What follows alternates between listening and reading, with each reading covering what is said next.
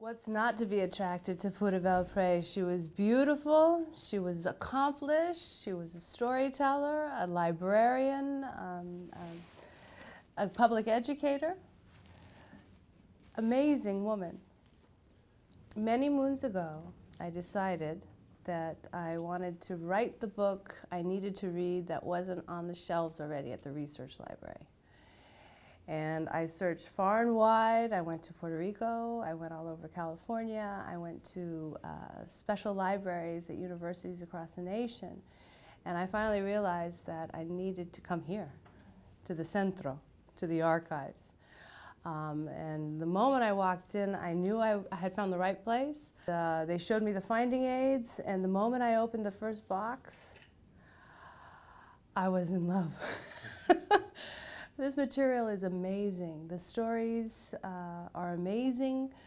Multiple versions of multiple stories. I mean, it's like discovering for the first time the Brothers Grimm or Hans Christian Andersen, or I felt like Alice Walker discovering Zora Neale Hurston, or even Arturo Schomburg discovering the poetry of Phyllis Wheatley. It was an incredible find. There are at least two different Pura Belprés.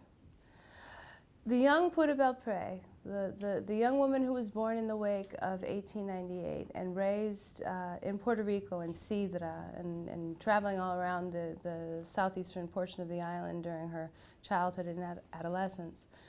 That Belpré we don't know that much about. She didn't leave us much information to go on to reconstruct her early life in Puerto Rico. But the Belpré that started her career at the NYPL in 1921 was an ebullient woman. She was a charming woman. She was an extraordinary storyteller. She had natural talent. She lit up the room. The children naturally gravitated toward her. She was a very dynamic, beloved, legendary figure in the Puerto Rican community of New York City. She is really the Zora Neale Hurston of American literary history from the Puerto Rican community. She made it her life's work to document in book form and in manuscript form the folklore of the Puerto Rican child. And she was the only writer doing that at that time in the continental United States. So she is important to American literature for that reason, and she's important to Puerto Rican literature for that reason as well. There's a critical counterpoint between the work that Pura Belpré did with Puerto Rican folklore and the work that was being done on the island by her contemporaries like Ricardo Alegría. The potential for comparative research is immense. Her versions of Puerto Rican folklore were much more along the lines of what we might even call feminist renditions of traditional tales in the present. So the book intends to provide researchers and students, along with lay readers, access to those primary documents that Pura Belpré herself wrote. Everything that she's ever written is out of print. For years, over a decade, I felt like I was in near total solitude as her biographer, going to conferences and talking to colleagues about Belpré, and they had very little knowledge of what she did, why she did it, what she wrote.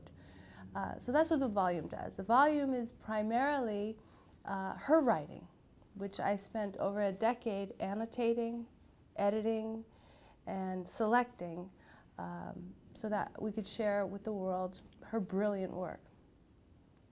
When I talk to my students about Belpré and I tell them that she's a librarian and a folklorist, you know, usually at the beginning they start nodding off and feeling like it's not a very exciting topic. But once I show my students what she wrote, once I start performing for my students some of the material that she performed, it lights up the room. This book is really the product of over 15 years of research on my part, and the production of it has taken us quite a long time too, and I think it was worth every moment, every sweat, every drop of sweat, every drop of blood, and every tear to finally get this complete volume together.